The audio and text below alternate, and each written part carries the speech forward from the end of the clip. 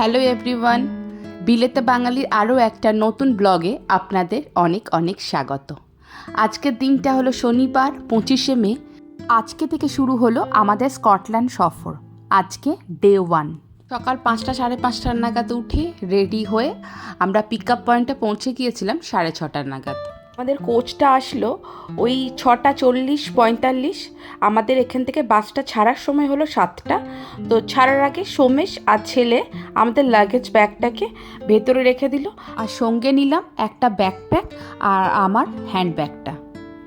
যাই, প্রচণ্ড হাওয়া বাইরে, বাসের ওপর চেপে বসি।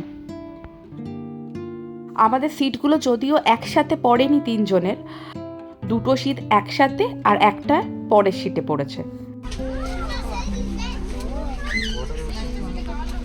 10, 12, 13 এরকম কিছু একটা।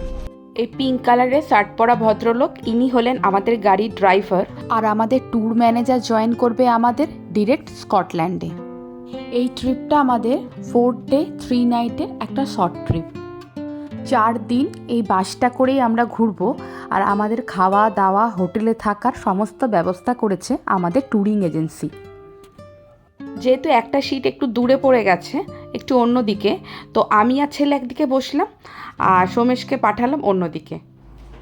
আজকের ওয়েদারটা বেশ ভালো, বৃষ্টি নেই, তবে সানডে কাল আবার স্কটল্যান্ডে বৃষ্টি রয়েছে।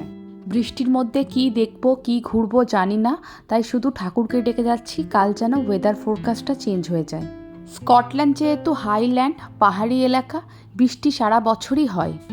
আমাদের ওখানে দার্জিলিংয়ের ওয়েদারটা যেমন থাকে সারা বছর, সেই রকমই। আর 10-15 মিনিট পরে একটা ব্রেক স্টেশন আসছে, সেখানে এই বাসটার ফুয়েল রিফিলিং হবে, আর আমাদের বলেছে আমরা যেন দুপুরের লাঞ্চটা ওই ব্রেক স্টেশনে সেরে নিই। ওয়াশরুম যাওয়া বা লাঞ্চ করা এই সব কিছুর জন্য আমাদের জন্য বরাদ্দ রয়েছে মাত্র 30টা মিনিট। ওয়েলকাম ব্রেক, এই জায়গাটাতেই আমরা এখন প্রায় আধ ঘন্টার মতো কাটাবো।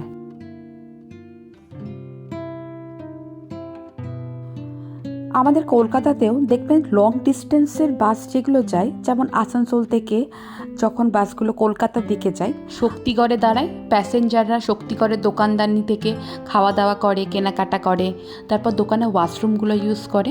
এই ব্রেক স্টেশনগুলো সেম কনসেপ্টেই কাজ করে। দেখুন, অনেকেই ফুড কোর্ট থেকে খাবার নিয়ে এসে বাইরে বসে লাঞ্চ করছে রোদের মধ্যে। এখানকার বাইরের খাবার বলতে ওই পিৎজা, বার্গার, ফ্রাইস, স্যান্ডউইচ। এই ফুড কোর্টটার মধ্যে প্রায় সব রকমই দোকান রয়েছে, যেমন KFC, McDonald's, subway, Costa coffee. যার যেখান থেকে ইচ্ছা কিনে নিয়ে এই চেয়ার টেবিলগুলোতে বসে খাওয়া দাওয়া সেরে নেয়। যা ভিড় ছিল, খাবারটা পেতে পেতেই অনেকটা দেরি হয়ে গেছে, তাই আর ওখানে খেলাম না।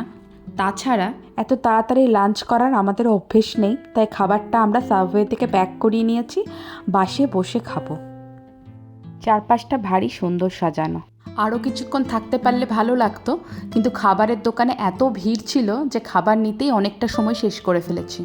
অনেকক্ষণ হলো, এবার টুকটুক করে বাসের দিকে এগিয়ে যাই। বাসে বসে পড়েছি। লন্ডন থেকে স্কটল্যান্ডের দূরত্ব 650 কিলোমিটার। আমাদের কলকাতা থেকে শিলিগুড়ি যতটা দূর, তার থেকে একটু বেশি। টোটাল সময় লাগে ওই 8.5 ঘন্টা থেকে 9 ঘন্টা। এখন রয়েছি আমাদের বাড়ি থেকে প্রায় 200 কিলোমিটার দূরে ইউরোপের সবথেকে বড় হিন্দু মন্দিরে, শ্রী ভেঙ্কটেশ্বরা বালাজি হিন্দু টেম্পল। এই মন্দিরটা শুধু আমাদের লন্ডনের না, পুরো ইউরোপ কন্টিনেন্টের সবথেকে বড় হিন্দু মন্দির। অন্ধ্রপ্রদেশের তিরুপতি ভেঙ্কটেশ্বরা মন্দিরের আদলে এই মন্দিরের ডিজাইনটা করা হয়েছে।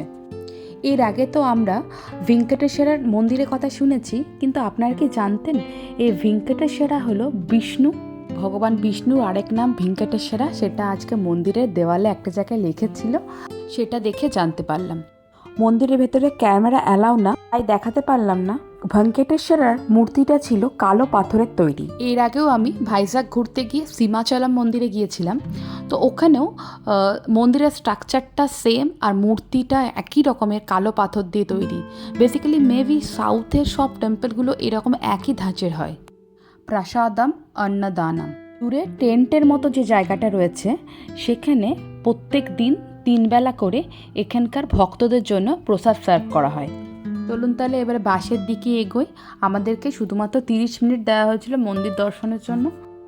হোয়াটসঅ্যাপ গ্রুপে মেসেজ আসছে আমাদের জন্য, বাসে সবাই ওয়েট করছে, তাই বাসের দিকে হাঁটা লাগালাম। আর এই সামনের বিল্ডিংটা খুব সম্ভবত এখানে যারা পূজা আর্চা করে সাধু সন্ত তারা এটাতে থাকে। আপনারা হয়তো অনেকেই জেনে থাকবেন স্কটল্যান্ড কিন্তু ইংল্যান্ডের মধ্যে পড়ে না, এটা একটা ডিফারেন্ট একটা কান্ট্রি ইংল্যান্ডের থেকে। এই ইংল্যান্ডের নাগরিকদের আমরা যেমন ব্রিটিশ বলে থাকি, ঠিক সেই রকম স্কটল্যান্ডের নাগরিকদের জনগণদের আমরা স্কটিশ পিপল বলি। যেমন আমরা সবাই জানি একটা দেশ থেকে আরেকটা দেশে যেতে গেলে ভিসা লাগে, কিন্তু জানেন তো আজ আমরা ইংল্যান্ড থেকে স্কটল্যান্ড যাচ্ছি কোনো ভিসা ছাড়াই। কিভাবে যাচ্ছি চলুন একটু ডিটেলসে বলা যাক। এটা হলো একটা ইউকের ম্যাপ, আর আমরা এখন রয়েছি ইংল্যান্ডের ক্যাপিটাল হলো লন্ডন। আর আজকে আমাদের ডেস্টিনেশন হলো এটা, এই ইয়েলো পার্টটা স্কটল্যান্ড, এই ইডিনবার্গ, গ্লাসগো, এই জায়গাগুলোতে আমাদের ঘোরার প্ল্যান রয়েছে। তো স্কটল্যান্ড একটা অন্য একটা কান্ট্রি, ইংল্যান্ড অন্য একটা কান্ট্রি, কিন্তু ভিসা ছাড়া আমরা ইংল্যান্ড থেকে স্কটল্যান্ড কিভাবে যেতে পারি? Actually England, Scotland, Northern Ireland মানে এই শুধু পিঙ্ক কালারের পোর্শনটা, আর এই ওয়েলস, এই চারটে কান্ট্রি নিয়ে তৈরি হয়েছে ইউকে।